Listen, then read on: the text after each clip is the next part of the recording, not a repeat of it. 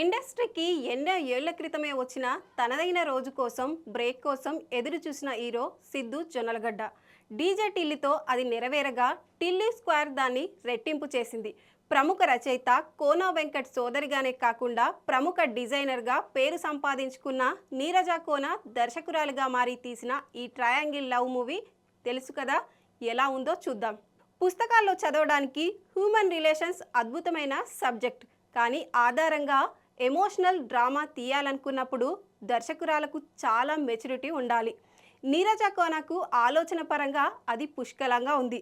ఒక మనిషి లైఫ్లో ఇద్దరు అమ్మాయిలు వచ్చే వెళ్ళే కాన్సెప్ట్ శోభన్ బాబు కాలం నుంచి జగపతి బాబు జమానా దాకా ఎన్నో చూస్తున్నాం.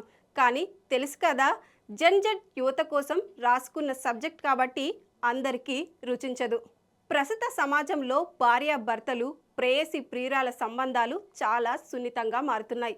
చిన్న మాటకే విడాకులు, ఒకసారి గొడవకే హత్యల దాకా వెళ్ళిపోతున్నారు. ఇలాంటి సెన్సిటివ్ జనరేషన్లో అసలు అమ్మాయిలు అబ్బాయిల మనస్తత్వాలు ఎలా ఉండాలనే కోణంలో నీరజ కోన కొంచెం డెప్త్గా వెళ్ళే ప్రయత్నం చేశారు.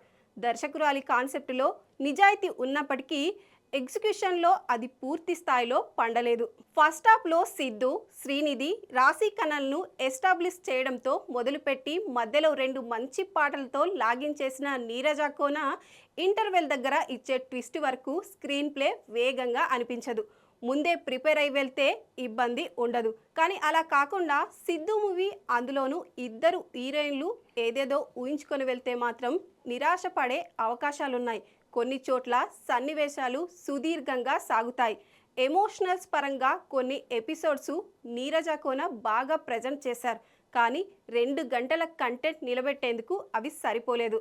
ఇలాంటి సాఫ్ట్ లవ్ స్టోరీలో సిద్ధుకి అవసరానికి మించిన హీరోయిజం షార్ట్స్ పెట్టడం, తమన్ బ్యాక్గ్రౌండ్ స్కోర్తో వాయించేయడం అవుట్ ఆఫ్ ద సింక్ అనిపిస్తుంది.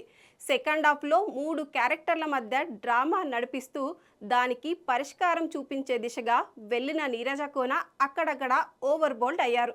నటన పరంగా సిద్ధు జొన్నలగడ్డ పర్ఫెక్ట్ చాయిస్ అనిపించారు. సగటు యూత్ ప్రతినిధిగా తన వరకు ఆ పాత్రకు ఏమేం కావాలో తన టైమింగ్తో నిలబెట్టి అన్నీ ఇచ్చాడు. వేరొకరు అయ్యుంటే ఈ అవుట్పుట్ ఆశించలేం. శ్రీనిధి శెట్టి, రాశి ఖన్నా అందం, అభినయం 2 చక్కగా ప్రదర్శించారు. గ్లామర్ షో లేకుండా తమ స్క్రీన్ ప్రెజెంట్తో ఆకట్టుకున్నారు. తమన్ కంపోజ్ చేసిన ఆల్బంలో 2 పాటలు చాలా బాగున్నాయి. విజువల్గా కూడా కలర్ఫుల్గా చిత్రీకరించారు. నేపథ్య సంగీతం మాత్రం అనుకున్న స్థాయిలో లేదు. సౌండ్ ఎక్కువైపోయి చాలా చోట్ల హడావిడిగా అనిపించింది. నవీన్ న్యూలీ ఎడిటింగ్ వీలైనంత నిడివిడిని కంట్రోల్లో ఉంచే ప్రయత్నం చేసింది. అయినా కొంత ల్యాగ్ అనిపించడం ఆయన తప్పు కాదు. జ్ఞానశేఖర్ విఎస్ ఛాయాగ్రహణం స్వీట్ అండ్ ప్లెజెంట్గా ఉంది. పరిమిత లొకేషన్లో అయినప్పటికీ క్వాలిటీని గొప్పగా ఆవిష్కరించారు. పీపుల్స్ మీడియా నిర్మాణ విలువలు బాగున్నాయి.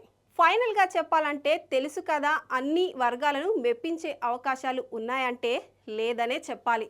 మోడరన్ రిలేషన్షిప్స్ మీద ఎలాంటి కట్టుబాట్లు ఉండకూడదని భావించే యూత్కి కొంతమేరకు కనెక్ట్ అవుతుంది. కానీ సగటు ప్రేక్షకులకు మాత్రం ఇది డిఫరెంట్ ఎక్స్పీరియన్స్ అయినప్పటికీ బాగుందని చెప్పేందుకు కావాల్సిన కంటెంట్ ఇవ్వలేకపోయింది.